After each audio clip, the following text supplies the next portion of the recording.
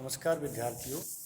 Machiavelli के विचारों का हम पिछले वीडियो में अध्ययन करने के बाद उसको आगे बढ़ाते हैं कि मैकियावेली ने किस तरह से अपने विचारों में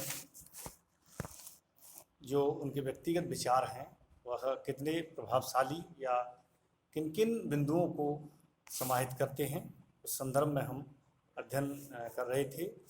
देखिए, जो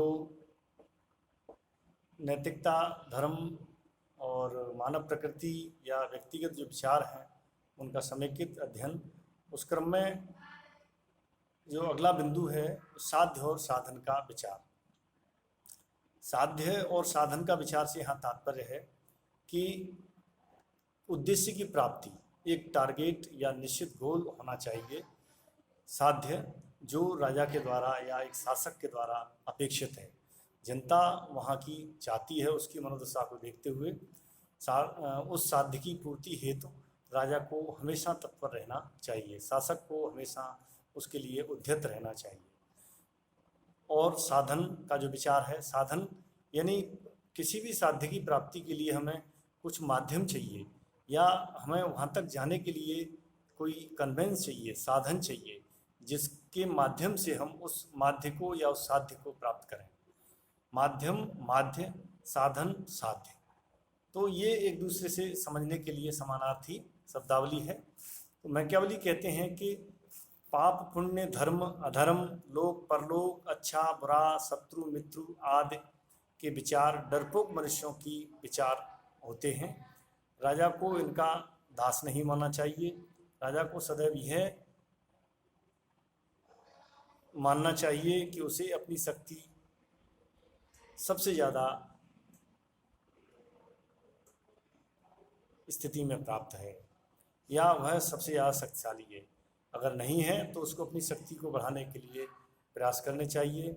इन तर्कों के पीछे विचारक की यही धारणा है कि राजा राज्य का जो कल्याण करने की बात करता है उसको वह सर्वोपरि स्थान पर या सर्वोच्च स्थान पर रखे।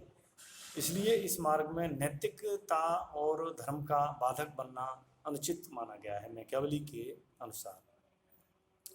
कि अगर सर्वोच्च जन कल्याण की बात है, वहाँ पर अगर नैतिकता बाधा बन रही है, धर्म बाधा बन रहा है, तो उसको एक साइड में कर देना चाहिए। मैकियावेली इस तरह का मान्यता रखते हैं। साध्य की प्राप्ति हेतु साधनों की नैतिकता का जो विषय बिंदु है वह मैकियावेली के अनुसार मूर्खों का बिंदु है या मूर्खों का यह काम है कि वह साध्य प्राप्ति में साधनों की उचित और अनुचित स्थिति को देखने के लिए बाध्य हो।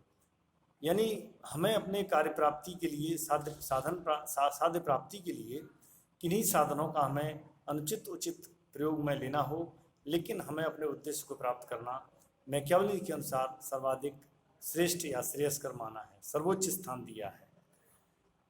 यानी एक सेंटेंस के रूप में कहा है कि साध्य ही साधन का औचित्य है।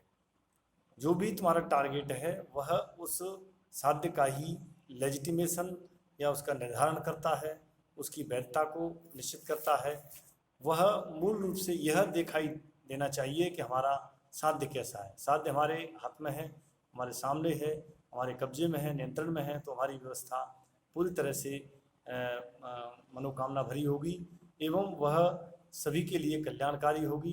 इस तरह से मैकियावेली अपने विचारों को स्पष्ट करते हैं कि साधन का उचित अनुचित वाला जो दृष्टिकोण है या धर्म नैतिकता का जो उसमें बीच में आना है वह पूरी तरह से हेय दृष्टि से माना है। तो इसका यह आधार है कि किसी तरह से वह हमें यह मानना होगा कि जो राजा की शक्ति है वह कितनी वृद्धि हो रही है, कितना अपने आप को और इम्प्रूव कर रही है।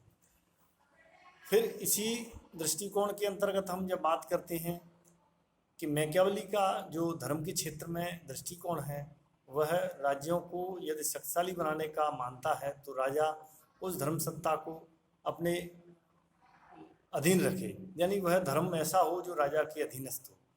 धर्म इस तरह की विचारधारा न हो कि वह राजा से ऊपर हो। क्योंकि राजा से ऊपर धर्म की दृष्टिकोण, नैतिकता का दृष्टिकोण हो गया तो राजा उनके दायरे में आकर के और निर्णय लेने की क्षमता को भूल बैठेगा।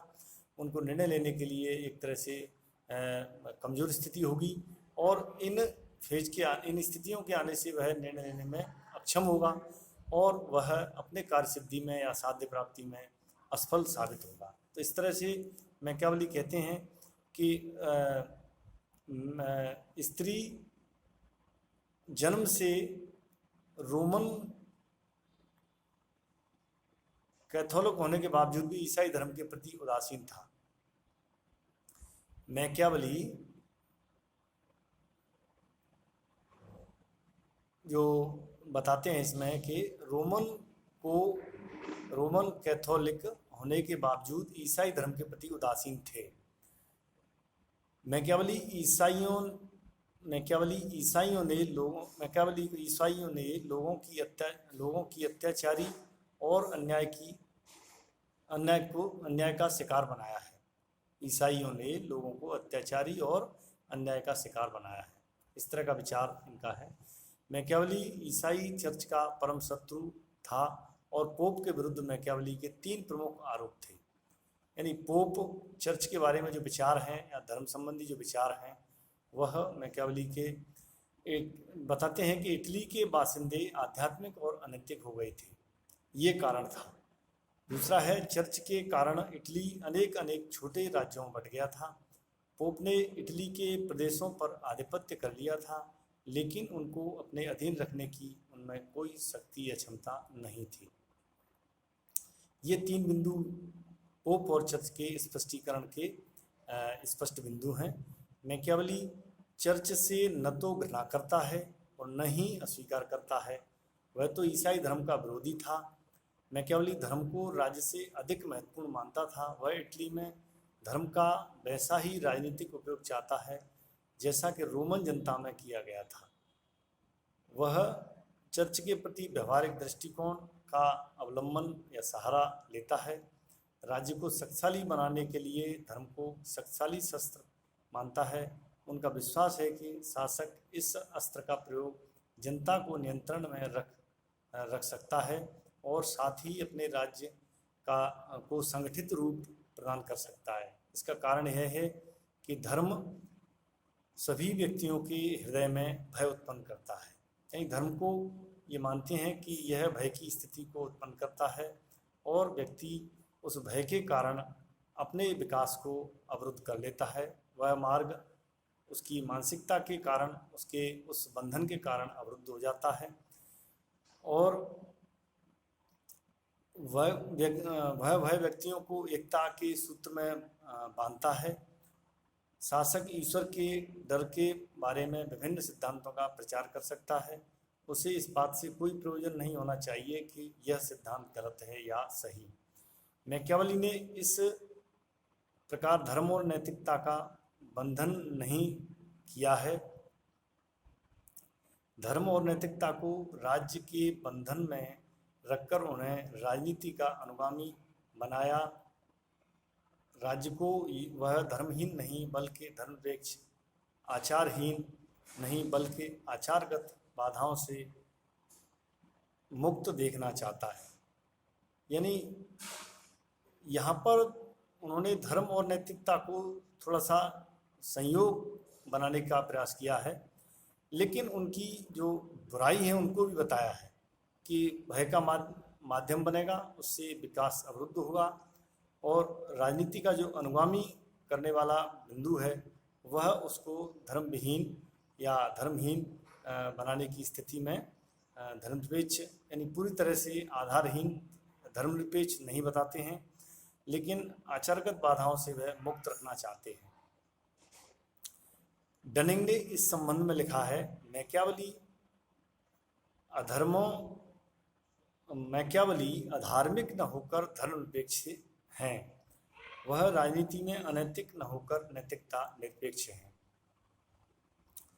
यानी ये जो बिंदु है यह इस बात को स्पष्ट करता है कि मैकियावेली अधार्मिक न होकर के धर्मनिरपेक्ष हैं। यानी उनका कोई वास्तविक दृष्टिकोण या तहे दिल से एक पक्ष भरा धर्म का पहलू नहीं है। राजनीति में अनैतिक न होकर के नैतिकता के निरपेक्ष भाव को वो रखते हैं। डनिंग ने इस तरह से इसको स्पष्ट करने का अपना विचार दिया है।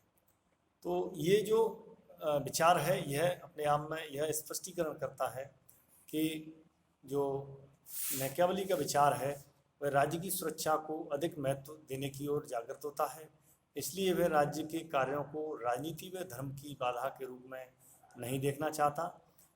उसने राज्य को सुदृढ़ करने के लिए अनेक उपाय बताए हैं, जैसे राजा को किलेबंदी पर अधिक ध्यान देना चाहिए, किराए की सेना पर भरोसा नहीं करना चाहिए तथा राज्य विस्तार को उसने अति आवश्यक बताया है कि राज्य का विस्तार स्फीयर ऑफ स्टेट्स सर्वाधिक इम्पोर्टेंट माना है।